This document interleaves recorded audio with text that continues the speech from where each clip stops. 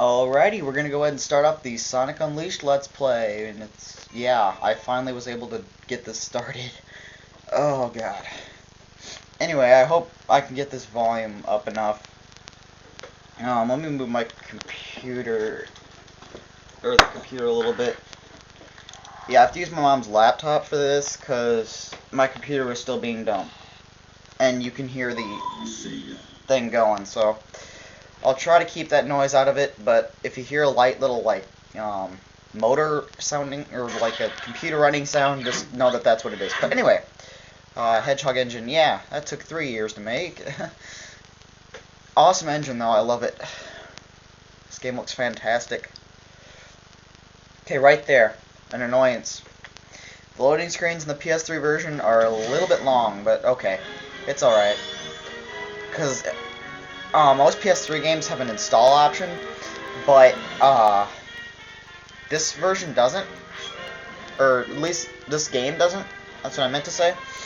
And it also doesn't allow for multiple save files, so I had to make another account for this, but that's all good. Alright, we'll just go ahead and start off with the opening cutscene, blah blah blah, which you've probably all seen a gazillion times, but it's still an awesome cutscene nonetheless. It feels good to finally get this started. I can finally, well, at this point, the rest of Sonic Adventure 2 will already be up, but, yeah. Anyways. Eggman's giant fleet. And this cutscene, the animation in this is amazing, in my opinion. It was done by VE Studios, I believe, who are now working with Sega, and they do a really good job on the CGI. And of course I'm having to play this in composite off my TV, so it looks horrible compared to how it usually does. It still doesn't look half bad, though. In HD, this game looks gorgeous.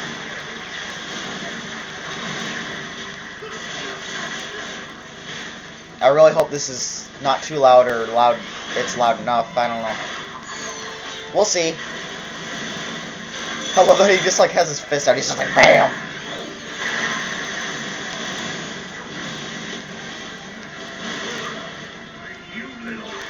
And the voice acting in this is also very good, I think. I mean, I never really had a problem with it in the past, but in this, it's just, like, amazing. Compared to usual, anyway. You can really tell they're actually really trying. And they went back to the old Eggman, because they realized the one in 06 was retarded. Supersonic, yeah, woo! Woo!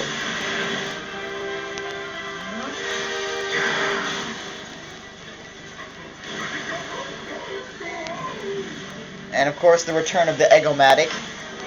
Awesome stuff. Now if he just like blows through the doors.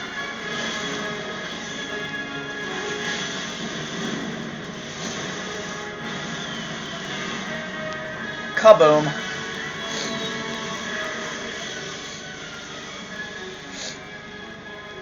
And the giant laser thing.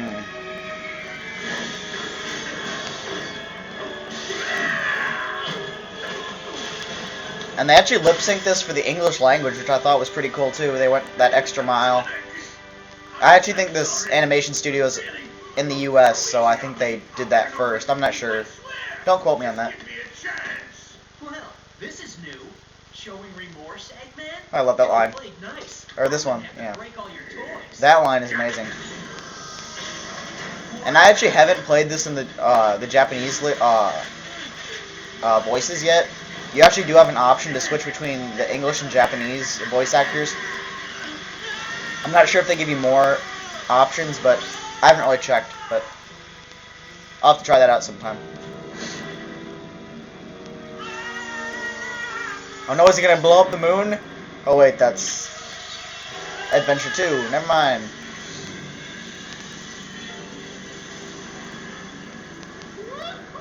I love that laugh. I love that. And everyone keeps saying, like, when he raises his hand like that, in the lower left there's a Dreamcast. You know, I see what they're talking about, but I don't really think that looks like a Dreamcast too much. I mean, I could see where... Yeah, I don't know.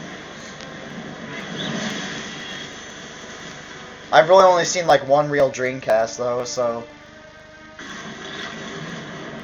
seeing as it wasn't that big of a console. Anyway. Oh no, he just broke the world apart. And having played both versions, I thought the timing of this little intro movie was kind of weird in this the Wii version, because in the Wii version, this cutscene appears before the title screen, and the intro cutscene is actually the next cutscene, which I always thought was kind of weird. Like, it just was out of context, and like, here, I'll mention it in a sec here when it gets to it. But of course, we have the werehog, awesome.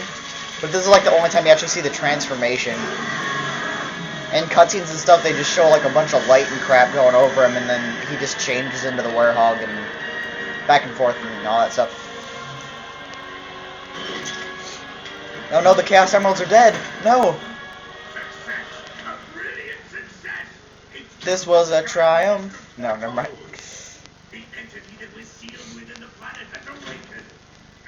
Yeah, this game definitely feels a lot like they were trying to go back to like SA1, like that kind of thing. Just the overall feeling that like the game gave you, it's just, it's kind of hard to describe. They tried to go back to the, I love that, he's like, festive. God, the CGI is so awesome. Like all his individual little hairs blowing about, that's just awesome. And it's not like, okay, right here, I believe, yeah, right there, it shows the title, but in the Wii version, it just shows the planet, and you're sitting there just watching the planet for these, whatever, 5 seconds it was, and you're just like, that's weird. But in this version, it makes a little bit more sense. I think they tried to make this one a little bit more cinematic. The last boss seems a little bit more cinematic, too. I think I like the Wii version a little bit better. I don't know why, it's just in this, well, we'll see it when we get to the boss, but the last boss. But in this one, it just kind of feels like it's kind of like now how do I put it? Like, what am I trying to? God, I can't talk. It just feels like, well, you don't even attack the boss. It's just like these little tentacle things that are coming off of it. Wow, I really cannot think.